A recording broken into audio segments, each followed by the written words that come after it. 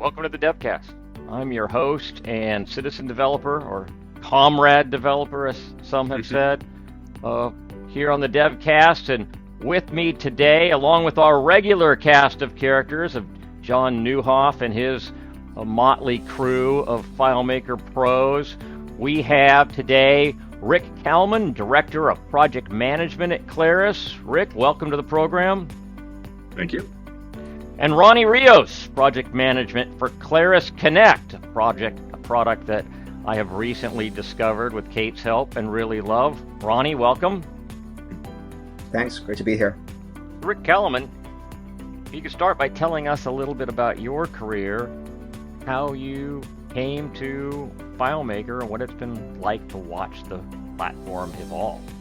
Yeah, no, I've been with it quite a while, about 25 years. I was a FileMaker developer, pretty much. I was a lead webmaster for the County Office of Education here in Santa Clara County. And I was web enabling FileMaker databases, believe it or not, in the late 90s, using Lasso, WebStar, that kind of a thing. And we had FileMaker, we had a site license, and so I began to integrate our websites with backend databases. And then at some point, I went to a job fair. And I saw Delphina Days, who's the head of developer relations. I asked her why they didn't hire anyone that knew how to web-enable FileMaker databases. And the next thing I knew, they hired me. So for 5 years, I was technical liaison for developer relations, working with Delphina. It was a great, great job. I loved it. That's where I met most of the developers I know these days, into the thousands. Then at FileMaker 8.5, I became a product manager. FileMaker 8.5 was my first release. The web viewer object was my first feature. And I've been doing that ever since, either as a product manager or manager of product managers or director of product managers. And yeah, I plan on ending my career here. I am more than double the amount of time I've spent on any job so far, and no end in sight. Like I said, I'm still a newbie. If you talk to Clay Makel, he's been here far, far longer than I have. So one of our architects, by the way. Well, that's a great story. Same question for you, Ronnie. How long have you been with Claris, and what's it been like on your journey to become a Claris developer, project It's, manager? it's funny. I started very similar time frame with FileMaker related stuff as Rick. I remember FileMaker 3 was the first time my manager back in the day gave me a box of FileMaker 3 and said, "Hey, go learn this. This is what we're going to be using." So I actually started just like a lot of you. I was a citizen developer. I started uh, then went into consulting and creating applications for customers, and then about 10, 11 years ago, gosh, um, I got a call from one of my ex coworkers and said, "Hey, would you be interested in working for FileMaker?" It's like, "What are you talking about?" And so he said, "Look, I've been interviewing for a position here, but I think you'd be a better fit than I am." And long story short, 2 weeks later, I was hired to be a solutions consultant or platform evangelist at Claris. And yeah, 3 years ago, made the transition to the product team, and been here working since with the Claris Connect. It's been a fantastic ride. It's a really amazing team. Well, that's amazing. Yeah, I've been using it since what, John, what were we when we started our first project? What was it? 11? It might have been 11. Probably 11. I think it I think I think it might have been 11. So that would have been back in what, 2013? How long you've been putting up with me? 2000, maybe 2000. Might have even been 2011 or 12. Yeah, there you go.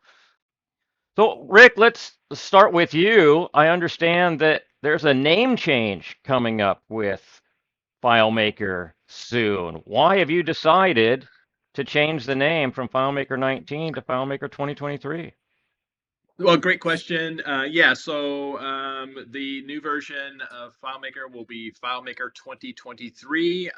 Yeah, you may know that currently we have been on FileMaker 19, and actually, come May, we will have been on the FileMaker 19 set of releases for 3 years, right? And in that time, we've had significant enhancements to the platform. But one of the things that we began to understand is people are used to us advancing the product by whole numbers and not to stay on a 19, what I call the 19.x time frame. And so may not have been aware that we've been advancing the product that entire time. Because of the fact that we don't do annual monolithic releases anymore, we do on average about 3 or 4 releases a year. We decided that it made more sense to move to a naming convention where it's the year or the season of when the software is applicable. It's easier to keep track of if you're on the latest or close to the latest. It's a pretty common convention out there with our competitors as well. So we just thought it was a better reflection of how we release software these days. So we're changing the name. We're going from FileMaker 19 to FileMaker 2023. So I assume that this is a fairly substantial release. Who's the primary focus or audience for this release? Yeah, so that's a good question. Sometimes we put features in for the citizen developers and ease of use, but this release is squarely focused on the professional developer, and also there's some significant stuff for server administrators. And my definition of a professional developer is someone that makes their living or a significant portion of their living creating and supporting FileMaker business applications or FileMaker applications. These days, a lot of consultants do more than just FileMaker, and they have other tools in their toolbox. But at least someone who is making their living off of that, someone who knows the platform, is familiar with it, and is looking to do more with it. Great. So I guess I almost qualify, not quite. So it's for you, Kate. This release is for you. So, well, I'm excited. The Claris platform. I mean, I've heard the term Claris platform a bunch, and I see it on the website, and I guess I don't really understand the difference between the FileMaker application and what you're referring to as the platform. Can you shed some light on that?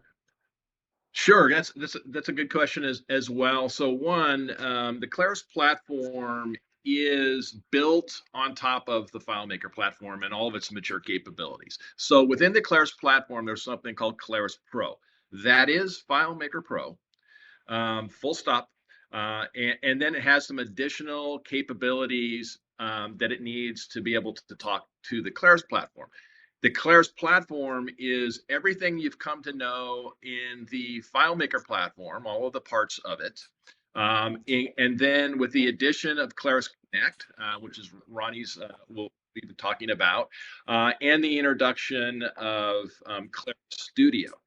Now, Claris Studio is a modern web-based app experience, and it allows you to really easily deploy web forms and other web applications. And it's got a two-way communication ability between Claris Pro and the Claris Studio data, very similar to as you may if you use external SQL data sources to connect to Oracle or SQL Server or MySQL. So we have this two-way data communication. Claris Studio is sitting on top of a Mongo data stack, and of course, FileMaker uses Draco. And so the differences are fundamentally the ability to be aware and intercommunicate into that platform. So I would say it's the FileMaker platform with the addition of Connect and the enhancement and the availability of a much more modern web stack. Got my juices flowing. John, is this a solution to our AIS viewer problem? I think in the long run it could be. Claris Studio is still in its early days, so it's the use cases where we can use Claris Studio are growing over time. I think we're a little ways away from the AIS app going into Claris Studio, but hopefully someday. Yeah, I should follow up on that. In his remarks, it reminds me that we have the Claris platform, we have the FileMaker platform, and the reason we continue to have both is we realize that not all of the use cases that you currently are able to deploy with the FileMaker platform currently are possible with the Claris platform. And as we build that out, essentially, then FileMaker will become a subset of the much greater platform. But we know that as long as you cannot migrate everything that you're doing to the new Claris platform, we are committed to making sure that we're continuing to enhance the FileMaker platform. The reality is the Claris platform, which is Claris Pro, starts out by the enhancements we make to FileMaker Pro, and then we bring those over. So we will maintain that. So there's nothing that's going to be removed, or we're not going to remove capabilities that people rely on now. We will mature the Claris platform so that it can do everything you can do and then some. Excellent. Well, while we're talking about pieces of the Claris family, let's go back to Ronnie and talk about Claris Connect, which Kate has used for me in a couple of instances that really have made some features pretty easy to work with. You're welcome. Yeah, the Claris Connect is built exactly for that. I remember from the days when I started working on applications, building database-driven applications, where all the data was sitting in the office and sitting on the server, and you had very little connection to the outside world. Fast forward 15, 20 years, there's no such thing as an isolated app anymore. There's no way that you can create a fully functioning, successful application that doesn't integrate with the rest of the world. And that's where Claris Connect comes in. It is the integration layer of the Claris platform, right? It allows for that easy integration, scalable and fast integration of all your applications, whether or not they are built in, on-prem or in the cloud, to connect with the rest of the world. And just like everything in the Claris platform, we want to make it as easy as possible to get those things up and running. So we believe that integration is essential for every single type of application solutions that you build out here today. So with that, we are going to make Claris Connect accessible to just about everybody. So this is, we'll be announcing that we are introducing a free plan of the Claris Connect product, so that everybody can have access to this and be able to integrate their applications with just about anything out there. So. Very cool. So what's going to be the difference then between the free subscription and the paid subscription? What can I do in the public version, if you will, and what do I get that's different if I'm a pro developer? From a capability standpoint, nothing. You're going to get everything that is included in Claris Connect. As far as feature goes, everything will be included. There is no limitations on there. Where there's going to be a difference is in when you start using it, and how many calls, how many steps or tasks that you can execute within a time frame. So for the free tier, we're going to be limiting it to 500 steps a month, which should be great for most starting use cases to get you up and running, learn the platform, and get your things up and running. And if you outpace that, then we have plans where you can continuously grow into and using that. But feature-wise, everything is included. There's no limitation there for you. Well, that is super exciting. This is kind of new for Claris, right? Doing a free tier. Have we ever done this before on any of the other products, or is this our first free tier? Rick, you go back further than I do. But... Yeah, I'm trying to remember. I can't think of anything similar that we've done there. It's just part of. Pretty cool. Yeah, I mean, if you think about, in a way, we also consider this launch of FileMaker 2023 as a stepping stone to the Claris platform, because the Claris platform includes Connect, it includes Studio, as well as the FileMaker platform, rebranded as the Claris platform. And so not only are we going to make the Connect available But we're also introducing a new script step in FileMaker that allows you to trigger a connect flow via script step. So we're beginning to bring those products together, and it allows people to have some familiarity with Connect, which has been out there a while, but separated out from the platform, bring it into the platform a little bit more closely and completely into the Claris platform. Yep. Yeah, right on. I think a lot of the focus that we're going to be doing in the near future, at least mine, it'll be doing that, right? Let's build this so that it's actually feels like a platform. So all of these different products that we have in the Claris platform start meshing together and complementing each other the way they should be. So you'll see more and more features in one side being powered by the other. And what better way to do that with integration, right? Have integrations available in all the just about everywhere, right? And we'll start there with FileMaker and Claris Pro. Well, one more question from me, and then I've been monopolizing this long enough, and we'll move around the table. But with this new release, what are some of your favorite new features? And we'll just go ahead and start with Rick.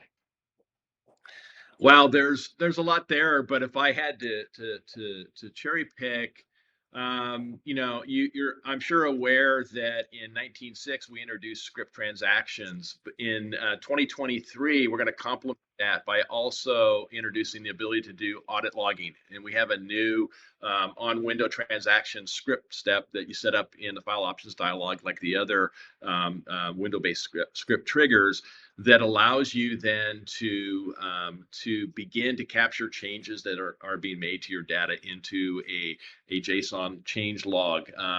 So that's one of my favorite. And then we've got things like the ability now through the admin console of server, to have a separate script error log, not just on the client side, but now on the server side as well. A real sleeper is we have a new option for when you run server-side scripts. You can now, in that setup dialog, have what is called a callback script. So when that script is done running on the server side, it calls back and lets the clients know that it's free, so that they're not just sitting there hanging while some work is being done. We are introducing the ability to send mail from FileMaker using OAuth 2 for Microsoft 365 Business and Google Workspace subscriptions. That's pretty cool. As I mentioned, we introduced the Claris Connect script step that's going to be available for all of the clients to be able to call Claris flows. We made some enhancements to OData as well, which is sort of the REST-based replacement for things like ODBC. And of course, we still maintain ODBC, but we're going to OData, and it now supports puts and posts and patch and delete. We've got the ability for a while, we've read QR codes first on iOS and eventually Mac OS, but now we bring that support to Windows as well as server and Linux. And our curl support now includes secure FTP. And of course, almost all the enhancements we make apply to FileMaker Go. And on top of that, little nice enhancement to FileMaker Go is you can now paste PDFs into container fields, which you couldn't do before. So those are a few of them. We've got a number of enhancements across the board in this release, but those stand out to me. Well, maybe a simple thing, but the PDF pasting into FileMaker Go. I'm on board with that. I have a use for it next week.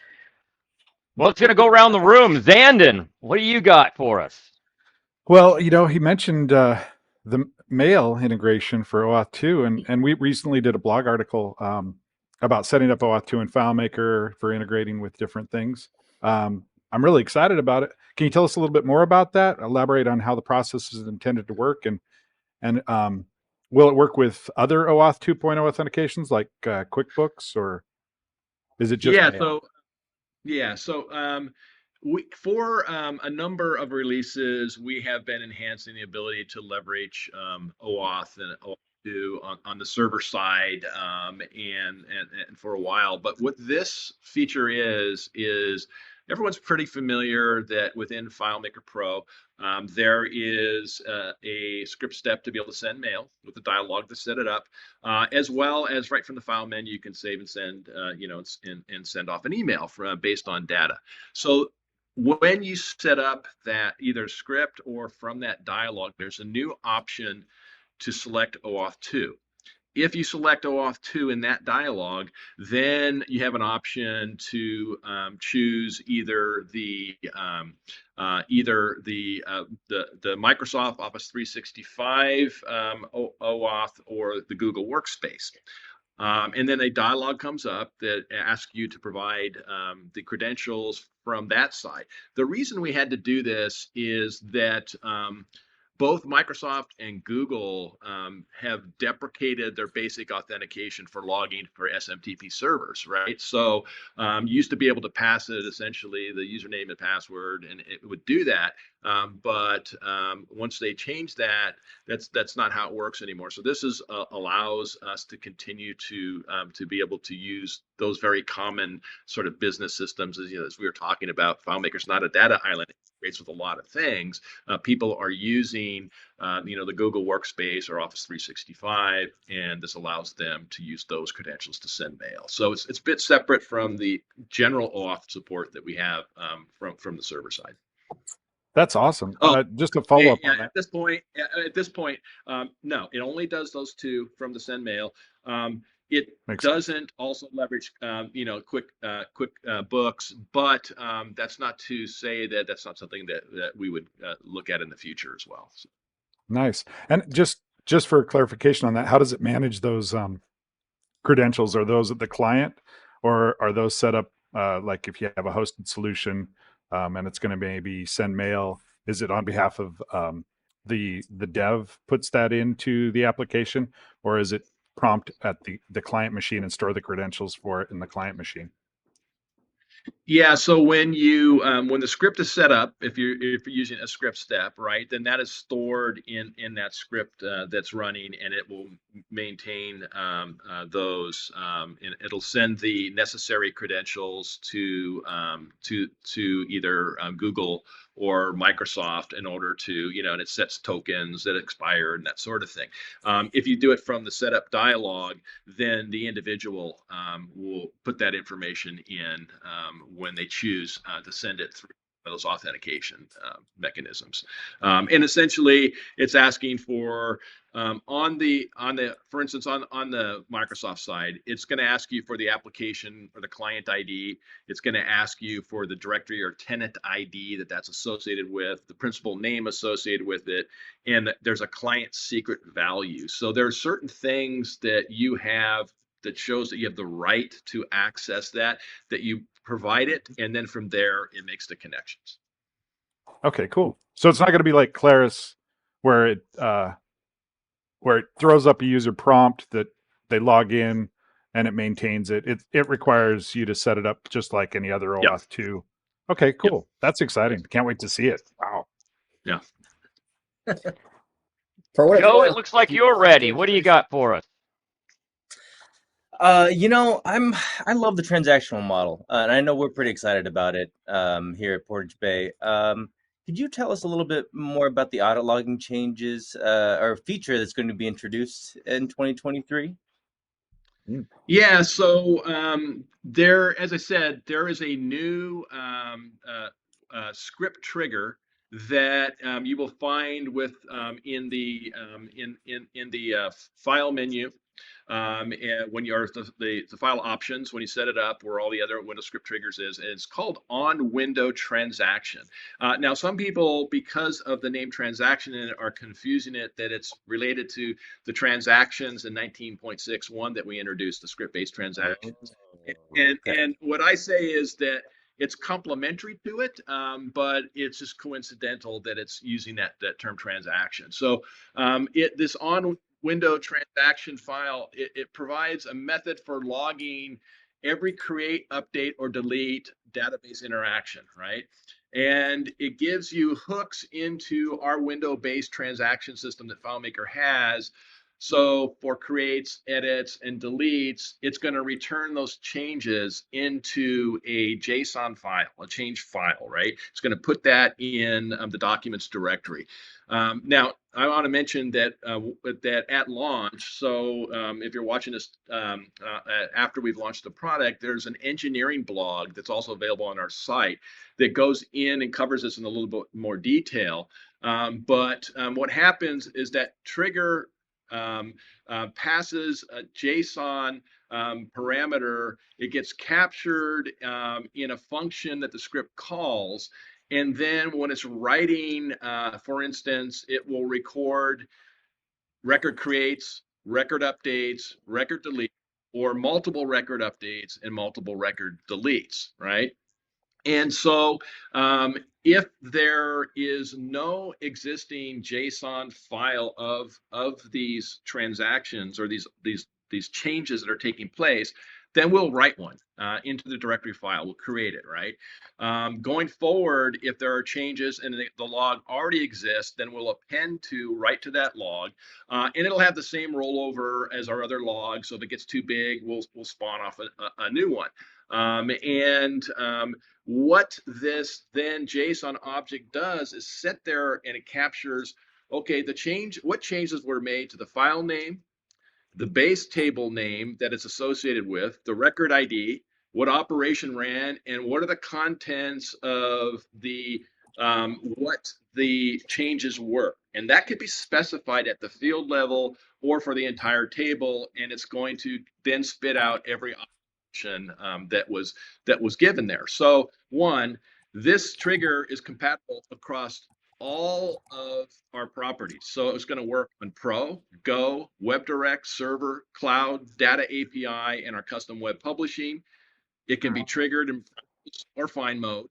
And then it comes with 3 complementary new functions. One is get base table name that returns the base table names of the field references, and one called base table names that returns a list of all the base tables that are associated with the file name, and then the IDs. And the reason that we're able to that we do that is it's far more performant if we are going right to the base table rather than having to read across all of the table occurrences associated with that. So it's a very nice complementary feature to that. I think it's got a lot of legs, and when people begin to mix and match some of this stuff, it's going to become very interesting. Yeah, I was just thinking about that. I mean, there's a lot of ways to track, audit data in a record or in a file as itself, but the hardest part about that is often the deletion process, right? You can't really, audit a record that's been deleted and grab that data. So does this allow us to easily track deletions at a record level and even, at a field level? Yep, it does. It'll both creation, updates, and deletions are what it's going to spit back to you.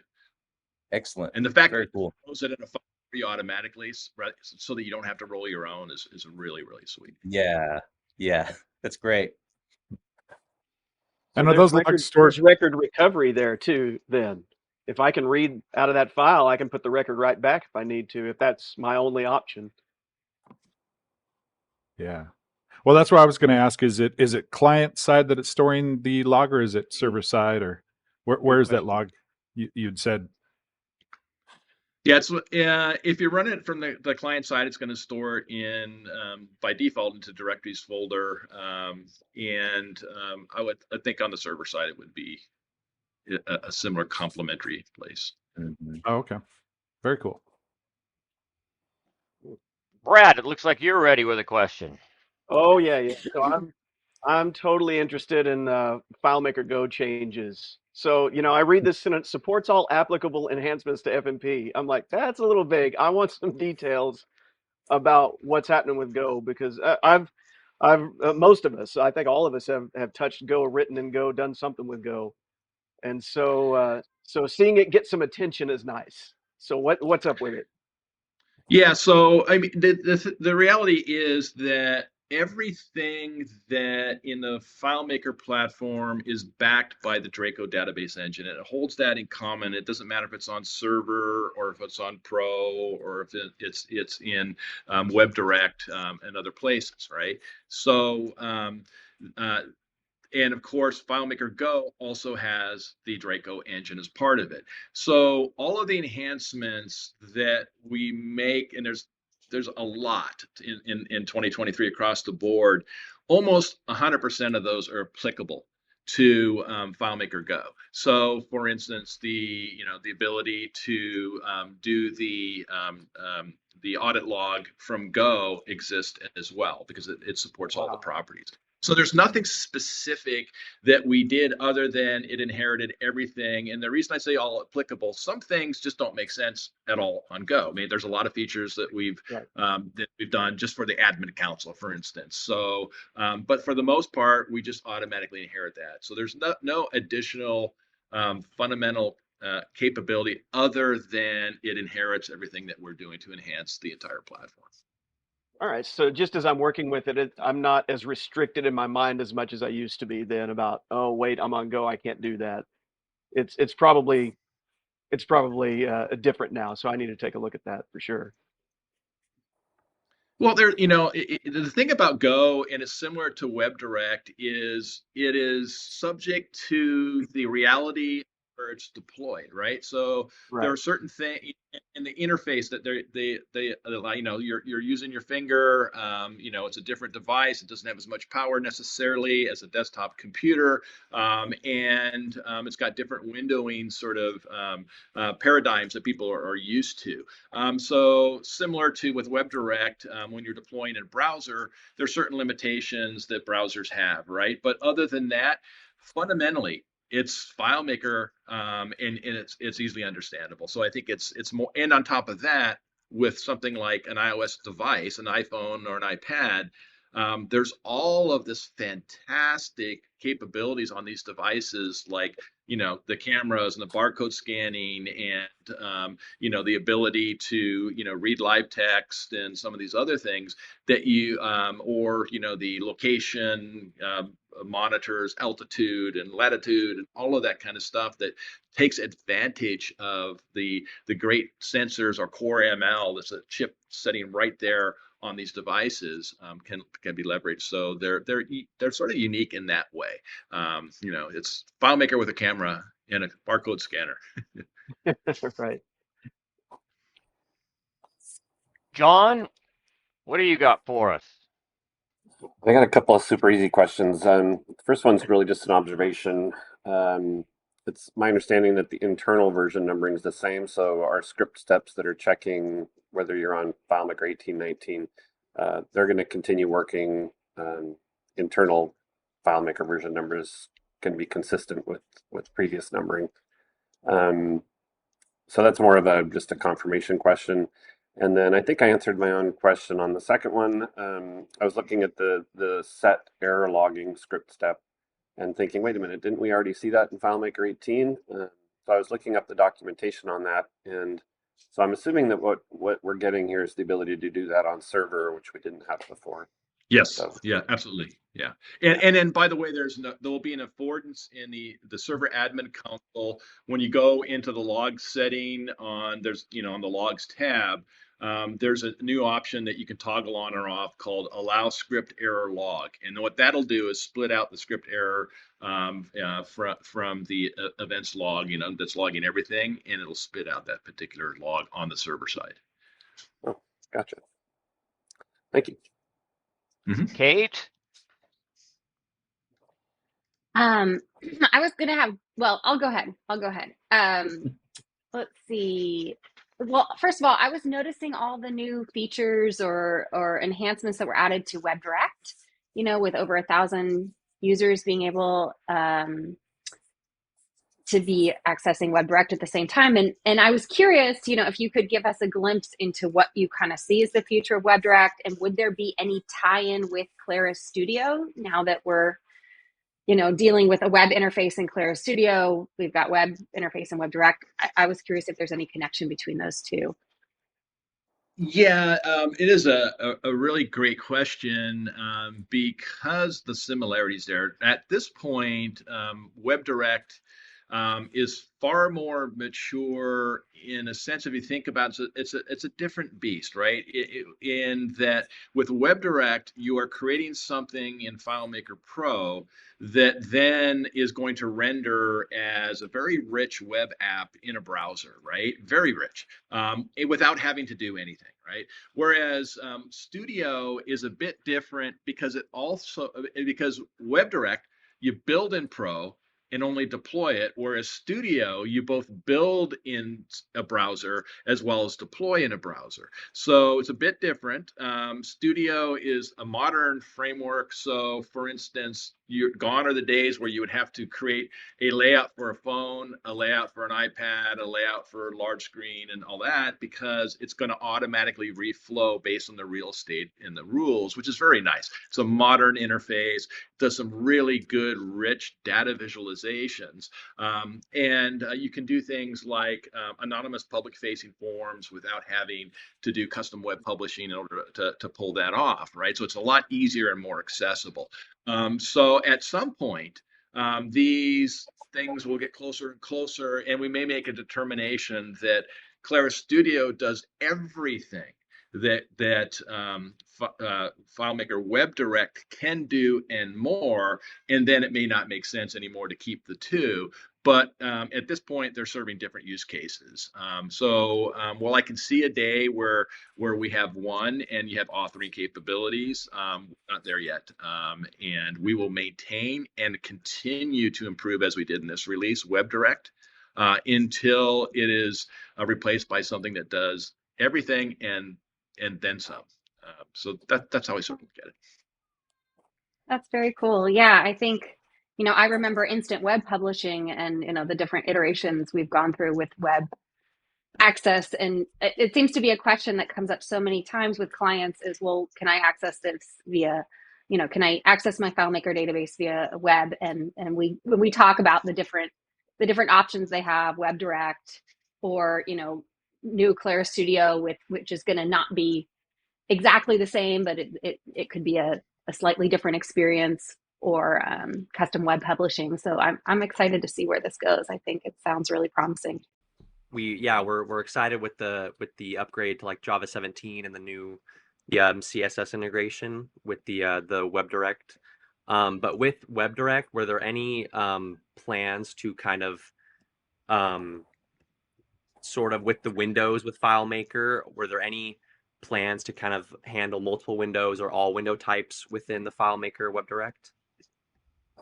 It's not something on the immediate backlog. I mean, there's certainly things that we have discussed, and it's certainly a possibility to look at that kind of stuff in the future. It's a little bit trickier because we're in control of less things when we're reliant on a browser and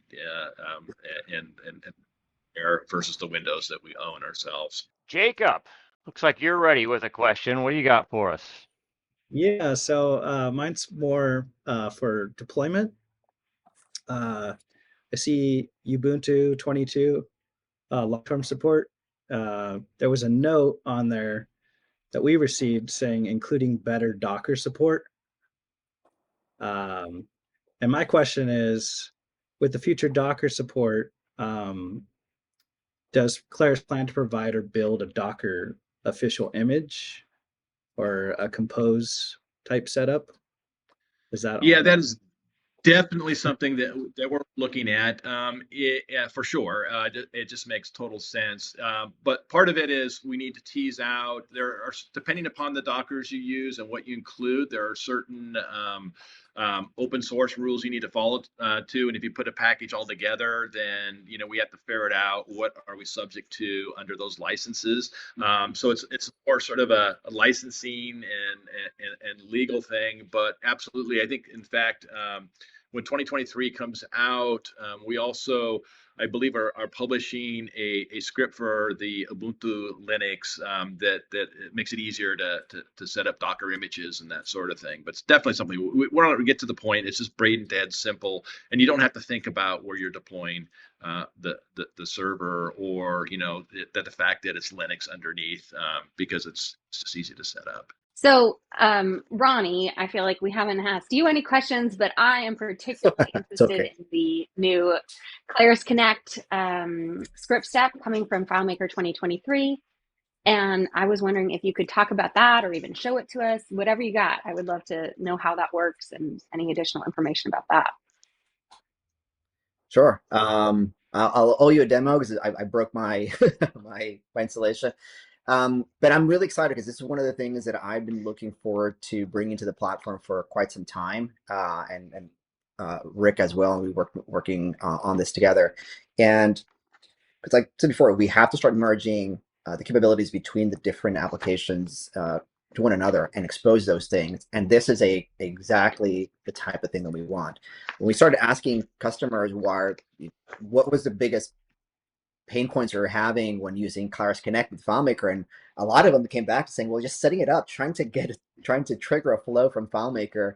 There's several steps. You still have to use the insert from URL script step. You have to copy and paste stuff. You go to Connect, go to FileMaker, go to Connect, go back, and say, well, we can definitely make that a lot easier. So this script step starts to reduce the amount of steps that it requires you to set things up and get up and running. So you'll get a unique URL in Claris Connect when you set up the trigger and flow. When you go back into FileMaker and you start configuring this script step, it will automatically check your clipboard. And if you already have that URL there, it'll automatically paste it for you.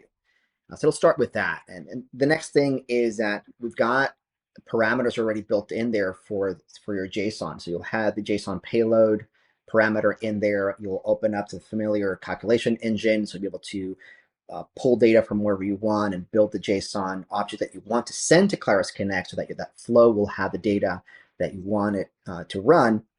Along with, just like with the insert from URL script step, you'll be able to store the output of that and store it wherever you want. You can store it either into a field or store it into a variable of your choice. And while this is a amazing step forward and it's already start making it a lot easier, we don't want to stop there. So this first iteration is just going to copy and paste, but we can totally see a future where you don't have to do copy and paste, right? And they're talking to one another, and maybe you see a list of all your flows and just point and click directly from FileMaker and things like that. Maybe you don't even have to go to Claris Connect. Let's just start making things a lot easier, right? So let's start getting these things to work a lot better together. I'm really excited. Very cool. Yeah, I'm biased, but this is my favorite. Yeah. So as I understand it, there's the flow trigger in Claris Connect will be the same. There's no changes to that. It's just a new script step in FileMaker 2023. Is that right? Yep. And by the way, it'll not only work with the script trigger from the FileMaker server connectors, but it'll also work with the existing webhooks from the HTTP utility. Okay. Yeah, that was. So this will make it a lot easier to set things up. Cool. That was my next question, because I love the reply with the JSON, right? Because I can then return results from my Claris Connect flow and get them back into FileMaker. But I know we can't use that. That only strictly works with the webhook or the HTTP triggers and flow and steps. Is that correct still? Yeah. It'll still work with that. And if you think of it from the setting up standpoint, you don't have to go into like the curl options that you normally would with the insert from URL script step. And I know for everybody here on this call, you're probably familiar with it, but there are others who are not, right? And so just reducing the amount of technicality that you have to deal with to set these things up so they talk to one another, I think is just a great step forward. So yeah, this is really excited. I'm excited for a lot of the things on the horizon with Claris Connect and getting things to integrate more. So thanks, Ronnie. Yeah, absolutely. Well, that's really about all the time we have for the podcast today. I think we've covered a lot of ground, And I really want to thank Rick and Ronnie for coming on the show today. Rick, if you wanted to let people know about one last thing about the upcoming release or about the future of the platform, what would that be? Well, so, I would just make this general statement that FileMaker 2023 is our most stable, performant, scalable, and secure version of our platform ever. And we will continue to enhance and invest in FileMaker as we are building out the Claris platform.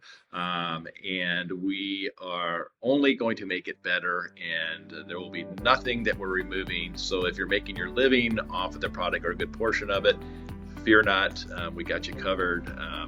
And get this release. It's the best one we've ever had.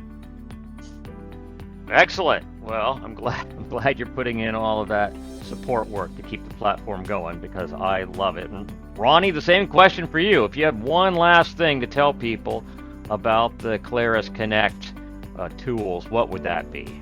I'm extremely excited about the future and how all of our products start working together as a platform. So having all your applications talk to one another and be able to connect with everything outside in the world. So step forward in the right direction. Really happy. Excellent. Well, thank you to John Newhoff, his entire development team, Rick Kalman and Ronnie Rios from Claris. This has been a great episode. Now, all of you, get back to work. Everybody wave. Bye. Hey, guys. Thanks, everyone. That's great. Thanks, guys. Thanks. Bye-bye. Bye.